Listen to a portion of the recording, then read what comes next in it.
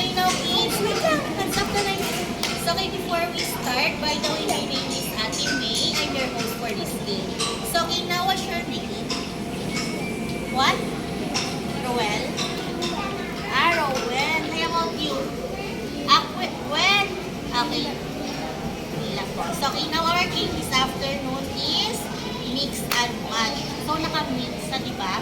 So, dapat mabutang niyo ang match color. Na, for example, the color yellow. Dapat yellow lang po lahat. Okay? Nakuha? So, okay, now hands up. Kung sino yung mga 2 points, siya yung winner. Okay? Okay, ready? In 3, 2, 1, go! Faster! Yan! Hands up kung sino mga una. Alright, our winner sa round 1 is si Ate. Okay, clap your hands. So, no worries, Ate. May mga 3 rounds. Okay, nakuha. Pwede ka makabawi. Alright, i-mix na nila. Pinakaban ka? Yan. Okay, hands up again. Okay, ready?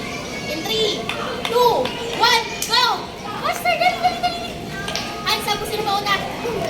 Alright. Fantastic. Yan si Ate. Yan, right?